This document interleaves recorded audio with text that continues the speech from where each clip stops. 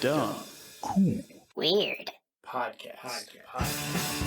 All right, so welcome to the Dumb, Cool, Weird podcast, where we do movies and other cool stuff. But today we're doing a bad movie. It's not really a bad movie. It's actually a good movie. Yeah. So we're doing a Thanksgiving movie, Planes, Trains, and Automobiles, a John Hughes movie with Steve Martin and John Candy. And Kevin Bacon. He was there for like 5 minutes. And Matthew Lawrence was in there too. Oh, Yep. yeah. But he was a young kid. He was getting Native American burns. First To be Nations. politically correct here. So we also have Honeyhaven on here, who is a content creator. Hi, guys. She does stuff for money. I do stuff for money. Yep. Yes.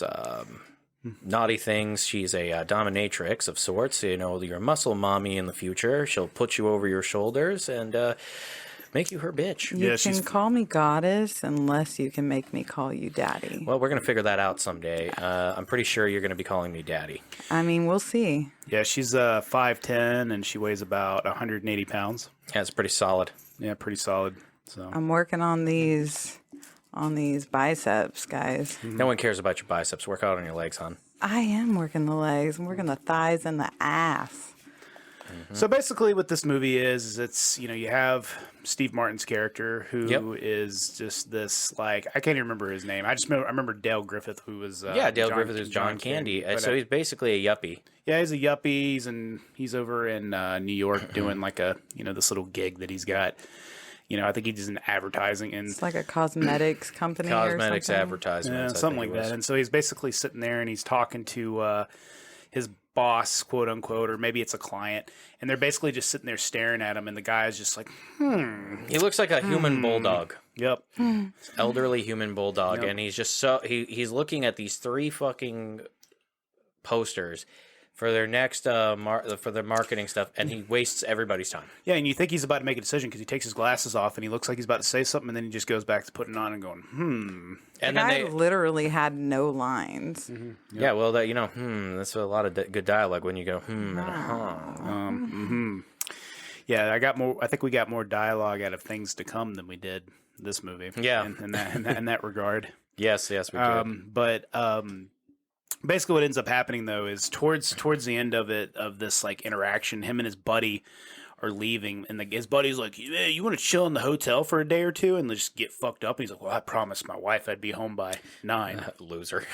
Yeah, and the funny thing about the whole thing is, you find out later in the movie, he actually didn't get home for like 3 days, but Yeah, like his buddy was promising him that he'd be home in like a day or two. And what's funny about that is that he spent way more money trying to get home on Thanksgiving instead of just waiting the day of to get home. He literally could have just Waited. had a party that night with his coworker in the lobby, and the next morning, 8 a.m., fly home, Yeah. been home. It wouldn't have been a problem. No. Yeah, maybe we should do like we should go shoot a movie where like it shows like that perspective like of the coworker and how What he's living could it have up. happened? I mean, Yeah, like we got to have him like with 2 chicks under his arms and he's just like having a good time. we still meets Dale Griffin somehow. But and under better circumstances. Yeah, well, they're like partying and doing coke. pretty much, yeah. It was like before Dale Griffith stole the taxi from Steve Martin. He got hammered with him right before. Yeah, pretty much. Steals still steals the taxi, but they all end up at the same party. Yep. So basically what ends up happening, though, is basically Steve Martin's character is like trying to leave to get to the airport. So he's trying to find a taxi. Can't find a fucking taxi because this dickhead fucking British lawyer takes it, gives him the money. Yeah. Wait. But we have to bring in my man, Kevin Bacon. He sees him from across the... Sorry, I didn't mean to throw your phone. It fucks up the audio. It really fucked up the audio there. I've 'cause got Nick a always- good case on there. It's okay. It's fine. Nick always puts his in airplane mode, but like whenever we do like a podcast in the future when you're on again, just put your phone in airplane mode. Okay. I always just keep mine away because that little noise you heard. Okay. It's like rough. Yeah, it's Anyways, listen. So my Kevin man, Bacon. Kevin Bacon, from across the road, he gives him these eyes. Like it's like this smirk. It was kind of Shit-eating sexy, grin. actually. Like I feel like, is this the reason that he became like a sex symbol in the 80s and 90s? But anyways, and then they're like, they just know from their eyes that they are out for this taxi, the same taxi. And so they race each other down the street to get this same taxi. Yep. And the first time that Dale Griffith fucks him over is he trips over, Steve Martin trips over his trunk, and he looks and it says Griffin on it. Who the fuck's this asshole? Yeah. And then that's when Kevin Bacon gets the taxi cab and kind of looks at him like, Fuck you, right. bitch. Fuck you, bitch. And then I guess that's when the shitty lawyer shows up, the British guy. You know, I wonder what Kevin Bacon was doing in this film. Like, you know, like where did he go? Did he go to a nice cocaine hotel high rise? That's making me really nervous. Yeah. He was actually there he was going to meet up with the coworker to party with him. Yeah, they're probably going to do coke together. I think they were just going to go do cocaine together. That seems like a very Kevin Bacon move. That's probably what was happening. But anyways, we'll move forward here. You know, they get on the plane finally. Yeah, so when they get on the plane, basically, you know, before they get on the plane, they're sitting there waiting to get on the plane. And basically, Dale's like, you have a face I just remember. Where do I remember it from? And then Steve Martin's character's like, you stole my taxi from me. And does it a very, like, smug, like, snarky, like, way. And then he goes, oh, yeah, you're the guy that almost got that taxi. And then Steve Martin's like, yeah, okay. You know, Steve Martin's attitude throughout the whole film, he should have gotten his ass kicked a lot more. Probably so. He really had a punchable face in that movie. What was the book that John Candy was reading in the airport? It was Canadian. I think it was like The Canadian Mount. It was Canadian Mounted. It was like it wasn't the Canadian Mountie. It was Canadian Mounted. It was a sexy girl like sprawled out, ready to get her ass railed out. Mm-hmm. Yep, pretty much. He's just reading that nonchalantly in the airport. Yeah, I'm pretty sure John Hughes thought that he was clever and funny for putting that in the movie because he's the guy that wrote the movie. John Hughes is the same guy that wrote The Breakfast Club. Candy is a Canadian. Yes. Yeah, so it's funny. Yeah. So, but then what ends up happening though is Steve Martin's character gets on the plane and he's like, "I'm first class," and she's like, "No, you're coach." And he goes, "I'm first class," and she goes, "No, you're coach. You have a coach assignment." And then that guy comes in and he's like, kisses her right on the face, and she's like, "Yeah, you're over here in first class." And she's all, oh my god. They definitely have fucked on a lot of plane rides. Yeah, pretty much. Oh yeah, what is it? The Mile High Club. Yeah, the Mile High Club. Yep, pretty much. And basically he sits, as he's going to sit down, he sees that Dale is his bunk mate when he's sitting in this fucking chair. Like, and he's sitting in the middle, which is like the middle two fat guys. The middle seat is the worst seat. So he's sitting on the guy to Steve Martin's right is the fucking old guy from Home Alone that gives up his ticket to Kevin's mom. And then on the left, he's got John Candy. Which, by the way, John Candy and the old guy were both falling asleep on Steve Martin. No, but they were also in Home Alone. No, they both were in Home Alone. Oh. And actually, within like the same amount of time in the movie, they were like in the same part of the movie. Yeah. I think I totally forgot that John Candy was in it. Yeah, he was the trumpet player. Yeah. John Candy was just in everything back in the day. Yeah, because like basically what happens in the movie is the old guy and the lady give up their ticket to her. She gets on the plane, and then when she lands, she's trying to find another connecting flight. And John Candy's like, "Hey, me and my troop are traveling. You can travel with us." So that's what I'm saying. Like, it's kind of weird how those characters are in the same fucking movie, but it's also another John Hughes movie. So it's like a whole world. Little tidbit here. Did you ever think about the reason why they never... I just realized something. The reason they probably never called the cops or the neighbors to check in on Kevin was because they knew that like Child Protective Services would have their ass. Trust me. That is one that's actually on my list of a Christmas movie we're going to do this year is Home Alone. Home Alone 1 and 2. Yeah, because I know you like Joe Pesci. He's actually a big Joe Pesci fan. Yeah. So. I know whenever I watched that movie as a kid, I was like, those parents are really stupid. Like that whole family, like, they're horrible. That poor kid. Yeah, I was like, you know what, though? I want an adult version of Home Alone, though, to sidetrack. You might get it. It's The Purge. You might get it. The Purge. Yeah, no, like, Kevin McAllister is, like, watching over his house, and, like, Joe Pesci and Harry come back, and they're like, we got some friends now, and then, you know, they got, like, a whole gang of hooligans. No, pretty much hooligans. Hooligans. Damn hooligans. But Kevin McAllister actually has guns now. But we will get to that, dude. I really do think we're gonna do that movie. Oh yeah, for December. But what I was gonna say is the basically, like she was saying, like Honey Haven was saying, like basically he's in the middle. This fucking old guy snoring on him, and Dale Griffith's snoring on him. But it's even worse with Dale Griffith because he takes his socks off before this even happens, and he's like swinging it around and getting it fucking stinky in there. And the old guy and Steve Martin are just like, oh god. And like basically when they're sleeping on him, you could just tell that Steve Martin's pissed off. And then the next day, they're trying to find, like, he's trying to get on his connecting flight. It all gets canceled, and then they end up having to stay together. Dude, I fucking feel like that, though. I felt like Steve Martin being trapped in the middle seat for 13 hours on a flight to Greece both ways. Yeah. Both times. I was just like, holy shit, now I understand how he feels, because watching that movie while I was on the way back. I went to Israel, and there was this old guy that, like, I was in the middle seat, of course, and there was this old guy next to me on my left, and he kept falling asleep and, like, falling onto me. And I was just... Yeah, he was like, oh no. Yeah, it was really weird. Yeah, when they get to the hotel and they have to get a cab, they get the shit-eating cab driver with the satanic lowrider who's just like, I'm gonna. That wasn't Kramer. No, right? no, that was the guy. So that's the guy who plays Kramer because in Seinfeld they got a TV deal and they were just gonna do a show about Jerry Seinfeld's life. So they needed a guy to play Kramer. And that was the guy. And that was the guy they got. What else is that guy in, though? I could have sworn he was in Billy Madison. Wasn't he, like, Carl? I don't know.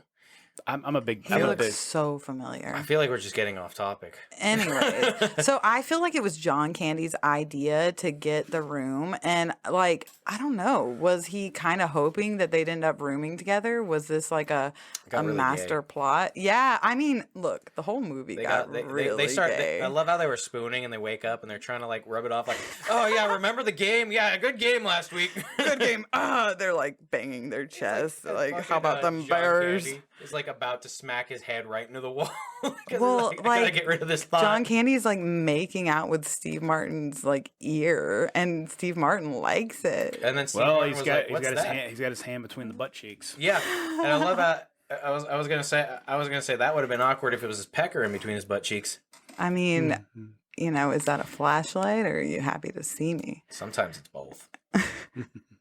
But like before that, there was this whole like heart-touching scene where Steve Martin got all pissed off because John Candy's like snorting and making these like horrible noises when they're trying to go to sleep. Yeah, it was like every Italian grandfather's noise, like before bed and like early morning. Well, and then we get to the scene where I was telling them when I was in college, I actually did this scene, but basically it's a scene where they have this interaction with each other, and basically John Candy, like basically Steve Martin is just letting John Candy have it, and then John Candy has this like really sappy emotional thing that he says back to him, and it plays really sappy music behind it. And actually, when I was in college, I actually had to do that scene. It was like a scene I had to do. Yeah. It was pretty cool. I mean, that was a heartfelt moment because you're like, I really feel like John Candy. Well, it's a very famous scene because that scene has been parodied a lot. Like that Family Guy made a parody of it one time, but it's very, very popular. But it's a really good scene. If you guys don't want to watch the whole movie, at least watch that scene. It's really good. Yeah. I feel like I could relate to both of them because Steve Martin, obviously, I mean, I would have wanted to punch John Candy in the face making those noises. Oh, yeah. So when he's saying all of these horrible, mean things he's saying to him, and he's just like stabbing him in the chest with his words. And I'm going to be honest, look, when I get pissed off, that's how I am. But then John Candy comes in with his heartfelt monologue talking about how he's proud of who he is and that his wife loves who he is, and he's happy with the person he is. And it just like you want to cry, like. But you also have to think this right through, right? He's real about who he is, and he even told him, is like, if you got a problem with like me droning on, just let me know. Mm-hmm. And he never took that opportunity. It was until he like decided, I'm gonna just blow up on this poor guy like randomly. So like really, Steve Martin's a dick. Like as much as you want to, like as much as I say, it's like, yeah, I feel that sometimes. You know, you really get into it, but it's like it wasn't like he didn't tell him like, hey, you know, if I'm bothering you, just let me know. Like he gave him a fair warning. Yeah. But damn, that Steve Martin like could really cut people with those words. I think then like so John Candy's little moment and it like gets to Steve Martin. So then that's when that's when they have their touching moment in bed. Yeah, that's when you have your little gay moment where they wake up having a little make out session. Yeah, but we also need to add in the part where they get robbed by the love child of Macaulay Culkin and Michael Cera. Michael Cera hate child. Yeah, it was the hate child because that was a lot of hate fucking. That was not like fucking love. rough, double denim, like conductor hat looking ass. Yeah, because remember the next morning they leave, they go to the diner, and then they don't have the money. He's like, I had like $700, and I'm like, who the fuck? Like, I guess that was. Like, well, I mean, that was like really before people were like getting credit cards. A thing back in the 80s. Back in the day, like there were places that did not take credit cards. They only took cash. Well, no, it's just interesting. That's He had $730 just in his wallet. That makes me want to cry. Yeah, no, that is really sad. But yeah, it's like it's like Honey said. You know what I mean? It's like, hey, you're walking around in a time where not everybody's got an ATM. They probably didn't even have ATM machines everywhere. So it's like you had to carry as much cash as you could on your body at one point. Well, also, what was $700 in 1987? I want to say it's like $2,000 today.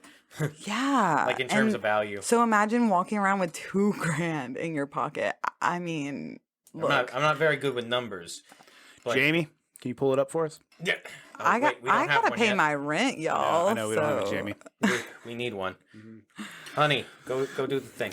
Okay, hold on. And then I remember he accused Dale. Dale was like, I have $235 in my account and not a cent more. If you find more in there, then you could accuse me of stealing. Yeah. And then he looks in there, has no fucking money. But you know what was the worst part is after he accused Dale and he's like, we got robbed. He's like, oh, you think? He's like, I don't come out here sounding all smug and shit. You just blame the guy next to you for like, and you know what the thing is, like, I would have kicked Steve Martin's ass for like all the constant accusations throughout the movie. He was so like demeaning. Like that part pissed me off too because it was like you just went in on him, accusing him of being a thief. And then as soon as he's like, oh shit, like there's not any money in my wallet, you're just like, you think? No thing, no shit, no shit. Like, man, he really has a punchable face. It's like, I keep forgetting he's not like 80 years old. He just looks like it constantly. Was he born that way? Like, I wonder. Like, I imagine like a bit. Really, I haven't seen this because I've only seen like what is it? Two Wild and Crazy Guys. Like that's the youngest thing that I've seen of him, and it was like Salt and Pepper. So I saw a picture of him when he was like in his 20s, and he had like black hair. Yeah, at one time, and then it just I had to went. look this up. I mean, that's kind of. I mean, I'm gonna be like that when I'm in my 40s and 50s. My hair is gonna become pretty white. But I just imagine him as like a baby with like Steve Martin's head, like a baby body and Steve Martin's head, and his hair, and the white hair, like yeah. But then when they get that ride from like the random people that like John Candy finds, like the redneck from Wichita, spits on his hand and then wipes it off. She's a skinny small thing, but she's strong. He's like, they're like, they think that the train, like there's a train in Wichita. Hogs. And you ain't like, hogs or cattle. Yeah, if you listen, you hogs or cattle, there ain't a train out of Wichita. And I was like, oh God, and yeah, the spitting in his hand and shaking his hand. Oh my God. Oh, and then the rabid dog in the back of the truck, just that he didn't tell them about. He's like Dale's like just give him the food. Yeah. I can't help but to be like, oh, cute puppy, it's okay. It's cute until it actually. Yeah, and then they get on that fucking train, and the train's okay at first until the conductor blows it up the conductor and the fucking engineer fucking suck ass. So they're like, oh well, everything's fucked up now. And all the people just like get off the train and just grab their bags like it's completely normal. Like they just this happens every time they get on the train. It's because that's a shit town. I mean, do you really want to be in Wichita, Kansas? We went over this in a few podcasts back. Yeah, Wichita, Kansas is a shit town. It's got some bad habits. I mean, they got King Kung Fu, all kinds of weird shit. Was it King Kung Fu that like fucked up the train? It has to be. That's what we think it was. Because I mean, King Kung Fu fucked up the entire town. I mean, he beat the shit out of their like major league baseball team. Yeah. Like, meanwhile, John Candy and Steve Martin have no idea that there was like some King Kung Fu shit happening outside of the train. Yeah, pretty much. And basically, when they get off, like the train, like Steve Martin's kind of looking over at John Candy. John Candy looks at him, and they kind of don't sort of like John Candy tries to acknowledge him, but then Steve Martin's like, "No, dude, I'm not acknowledging you." And then they just keep fucking walking. And then they finally get to the part where they rent a car.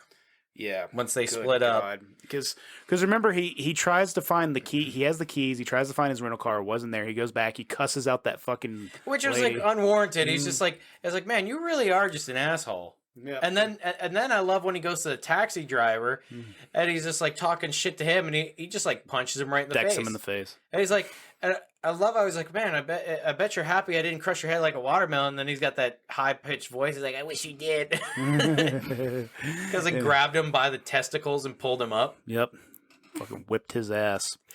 And then they're just like riding in this fucking. It honestly looks like a smaller version of the Griswolds, the Griswolds mobile from Vacation. Yeah. Yes. And then John Candy breaks the seat, making it uncomfortable. Yep. For Steve Martin. But okay, that whole. Oh, okay. I'm thinking of the scene where his jacket gets stuck. Oh yeah, that's and Steve Martin is sleeping, and. That whole scene, I'm like, dude, pull the fuck over. It's okay. Take 2 seconds. Yeah, right? You're going to be okay. But you know what? He was probably having one of those coked out episodes. You just listen to Ray Charles. Like, he looked like he was fucking coked out driving that car. Because he's playing the little keyboard. I'm like, and you're just like, man, how much shit was like Ray Charles on when he wrote this song? Like a lot. That is the answer. Because it's like what we were talking about earlier. It's like, somebody had to go out and buy Ray Charles's drugs and like give them to him so that he wouldn't like fucking die. Yeah. Or do do something stupid. When you have that kind of money, you can do anything. But I think they addressed like I love how they were dressed in like the Ray Charles biopic years ago that he had like, he would just start injecting himself. Oh, God. I was like, did not know Jesus that. Christ. He's just like, I know what to do. Back off, motherfuckers. But I love whenever they get, because of his whole jacket situation, they get turned the fuck around entirely out of whack. And then they almost die getting stuck between two big rigs. Oh, yeah. And there's like these people trying to tell him, you're going the wrong way. You're going the wrong way. You're going to kill somebody. And they're just like, thanks. To be fair, though, how well would you actually hear having someone scream at you just across the highway? Mean, but they could hear them saying you're going the wrong way. I mean, for movie's sake, right? But I'm thinking like realistic. Like, have you ever like tried yelling at somebody? Yeah, no. At a car? Yeah. It's like it's an interesting time. It's like it's like Wes told someone that they were a dumb, stupid bitch for being on their phone and almost running them off the road. Wes and I gave this one lady the double bird. Told her to go fuck herself when we were in Atlanta. We had a lot of Atlanta adventures similar to this. Yeah, I saw a homeless person get pissed on. Yeah, that was at least and that was like, that was the thing though. There was like a whole like they go through that situation, and then finally, for the first time, he's like, "Oh, I accidentally used your card." Steve Martin punches him right in the gut. Steve Martin punches John Candy right in the gut, and it's like, oh, he probably deserved that, but you've been a dick this whole ride. Right. John Candy should have turned around and punched him in the face. Like, that's how good-hearted he was. He wasn't even thinking about punching him back. No, such a sweetheart. Yep. And the car, they're sitting there, and they look back. The car catches on fire. You know what? Randomly. You just gotta roll with the punches sometimes. I like when they go to the motel and they give the guy a watch. Yep. Well, he, Steve Martin had the nice watch with the $17, got the room. Which is fucking wild because, like you said, $40 for a motel back in the 80s, that's expensive. Well, I was saying, like, I was looking at prices of, hell in Georgia, like, literally going to, like, just a random hotel up there. It's like $60 for a night. That's 2023. That's a good price, too. That's 2023 price, Yeah. Like, was someone supposed to come into that hotel room and eat your ass back in the 80s? Well, they were definitely like not looking at the cheapest places. Well, the crazy thing is, like, later on in the movie, towards the end, you see like how much a flight costs to Tucson. It said it was like $70, like one way. It's like you can get a round trip ticket to Vegas for $100 in 2023. Yeah, then again, that was Spirit Airlines. Either the plane works or it doesn't mid-flight. Yep. pretty much. And But you're gonna have to pay extra for everything, even just Hey, breathing. let's not do a Spirit commercial. All right, we don't give them the business. They owe us some money. But yeah, basically, Dale's sitting out in the car that's all burnt out, and he's sitting there, and he's like all depressed, and he's just sitting there, and then Steve Martin's character is like, "Oh, God damn it!" And he like feels bad because he's Damn it! I gotta try and be a good because human being. Steve Martin is sitting there in the room, all cozy, and you see John and they- Candy and they have- like and they have two in the beds, you snow. know? But he was literally gonna let him die out there until his like conscience kicked in. It's like imagine he just was like, yeah, fuck him. Well, leave him outside. He just Fuck him. dies out He'll there. be all right. He's got enough like cushion. He should survive through the night. Yeah, but basically what ends up happening though is Have another heart to heart. they have another heart to heart. They're drinking like a 40 pack of like shots, like the little small Just like hotel little shots. airplane ones, airplane hotel- shots. They Hell. must have been fucked up because they ate all the snacks and like Yeah, all the shots. because like the one funny line from there that Steve Martin was like, "Oh well, I got this." He's like, "I think this really goes well with these Doritos," and then John Candy's like, "I don't think so." That sounds pretty Probably terrible. not. You know what? I wonder if they were really just drunk as shit in that scene, and they were like, "Oh, we could try to work with this." I hope that's what it was, actually. It's possible. I know people used to drink a lot more back in the day. I mean, shit, I'm drinking right now, so I don't know who the fuck. Yeah, I'm- but people in the '80s were weak, man. Well, I mean, the beer is actually lighter now than it was in the 80s. Like Oh, I'm drinking, shit. I'm drinking a 50 something calorie beer right now. I don't know, y'all. I'm drinking wine, so I've been pretty drunk on the wine today. All I can tell you right now, though, is like the '80s was made for cocaine and binge drinking, Yep. and they didn't do any of that in this movie. This was a wholesome movie. I mean, the binge drinking was going on in that scene for Just sure. that scene, but well, it had what was his name again? Matthew Lawrence. Yeah. Wholesome Matthew Lawrence, and he was like Kid. all of 5 years Yeah, old, he was- maybe. Yeah, he was very young.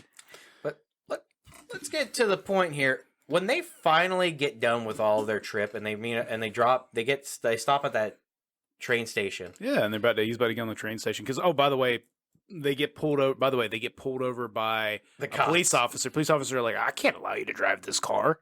And then it's like, but sir, he'll be late for his Thanksgiving. The police officer, fuck you guys. And basically takes him to the fucking police station. They gets impounded, and then And Dale rose up and goes, "Oh, we get to ride in the semi truck," and then he's like, "I don't give a fuck as long as this got heat." And he's like, "About that." And Well, then we're gonna have to get in the back.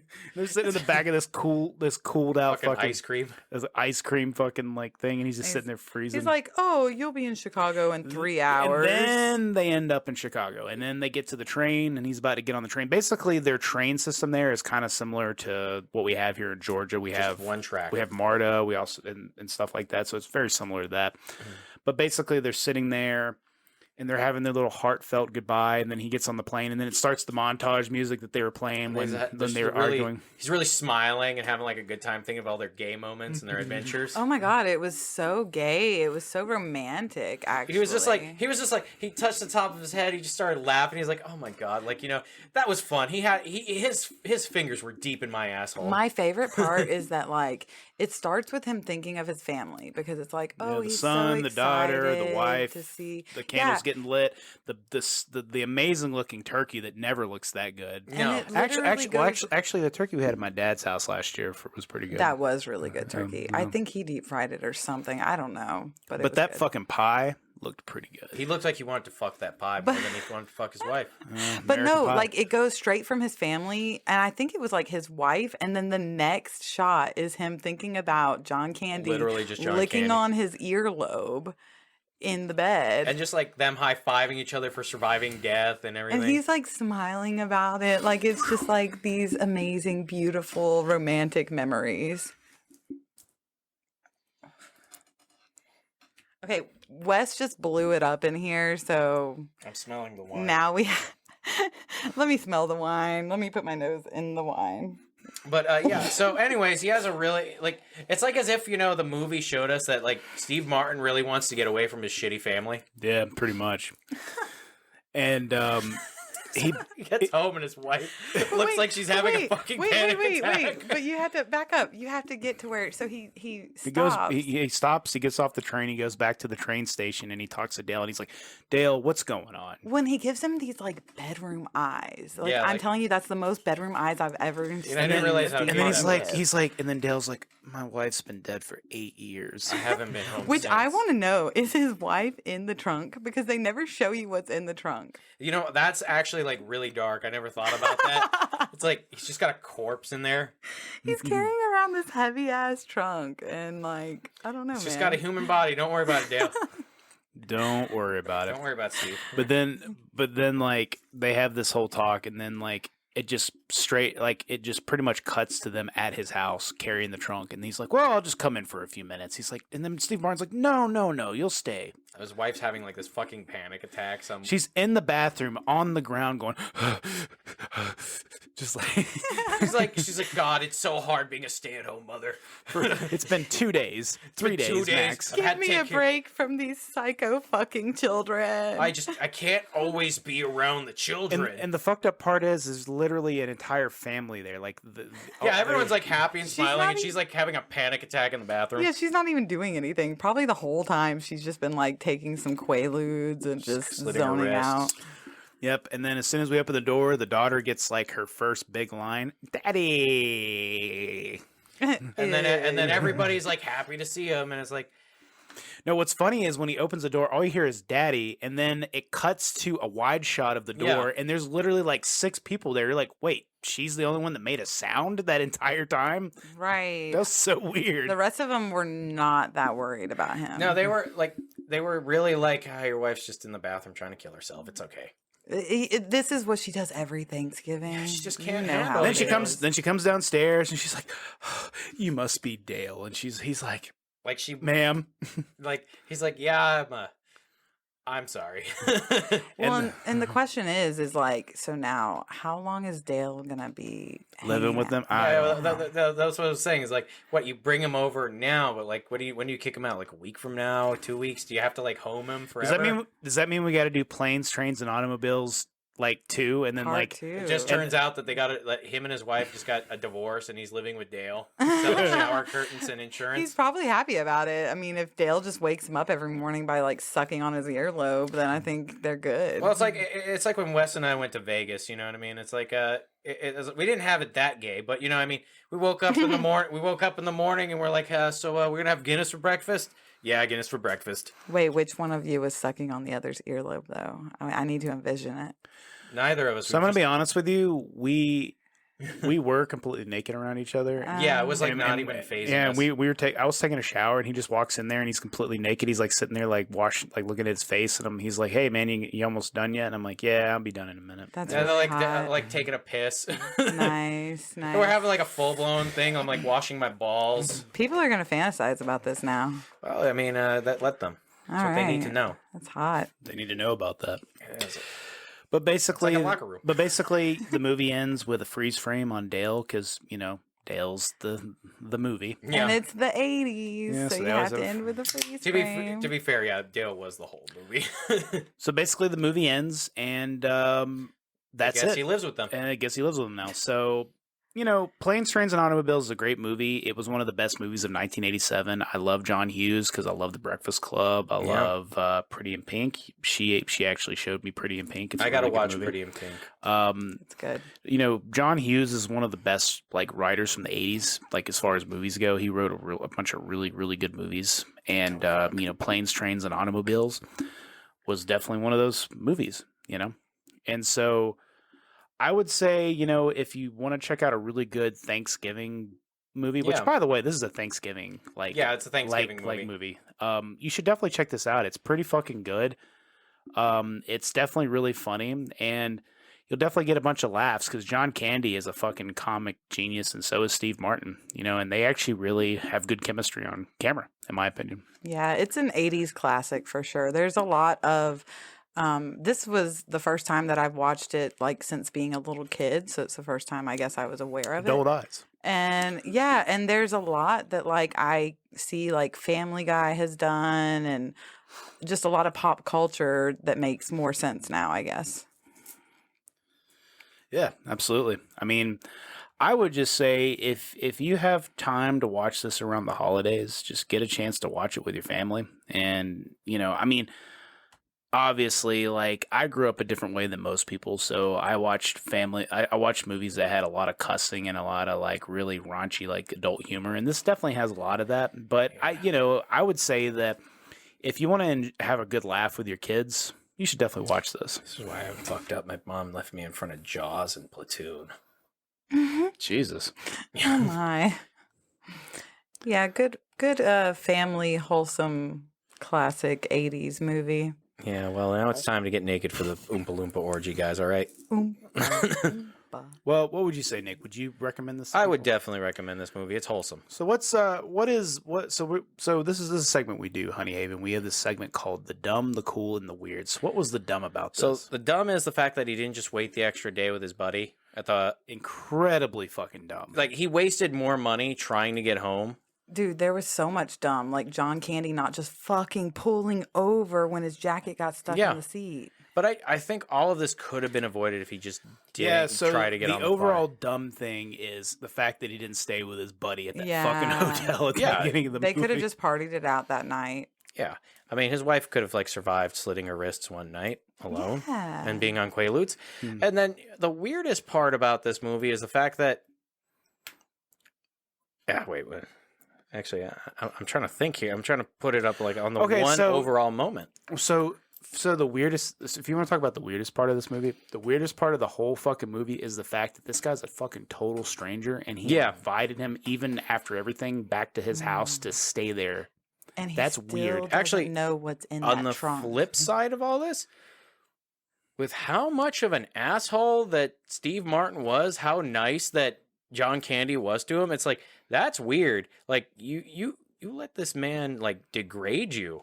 It's like you almost have a humiliation fetish. What if the real part too is that, like, John Candy's like either like maybe he has a humiliation fetish or like he's a serial killer. That's where I go. He's a serial killer, y'all. He's just been on the road. He's just been collecting human corpses. That's how Ted Bundy was. Ted Bundy was so, like, friendly. So the cool. The cool? Oh, wow. Honestly, the whole, like, way that they traveled is just, like, the fact that they kept, like, John Candy being able to just get shit on the fly. It's pretty cool. It's pretty cool. Like, he knows a guy in each town. All because he sells shower curtain rings. Shower curtain rings. I'm a shower curtain ring salesman. And then, like, he had, like, people wearing them as earrings. Like, that's how cool he was. It was convincing. Yeah. But he had somebody in every town that they went to who's going to, like, either A, pick them up or give them a place to stay. Yep, pretty much. To be that kind of person. Yep. So the dumb is the fucking bullshit at the beginning. He should just stay with his buddy. The cool, John Candy's character knew so many different people. Del Griffith knew people. Yeah. The weird, why the fuck did he let him stay at his fucking house at the end of it all? We need a part 2, for sure. Yeah, absolutely. Unfortunately, that cannot happen. Yeah, but one of these people is dead and one of them is severely elderly. Yep. Yeah. So that was Planes, Trains, and Automobiles, and you should definitely check it out. And Nick, sign us off. Stay sexy, beautiful people. Thanks for checking out the Dumb Cool Weird podcast. We're a movie podcast now, so Movie Monday is every Monday about crappy movies from the 20th century. It's gonna be great, folks. I can't wait to show y'all.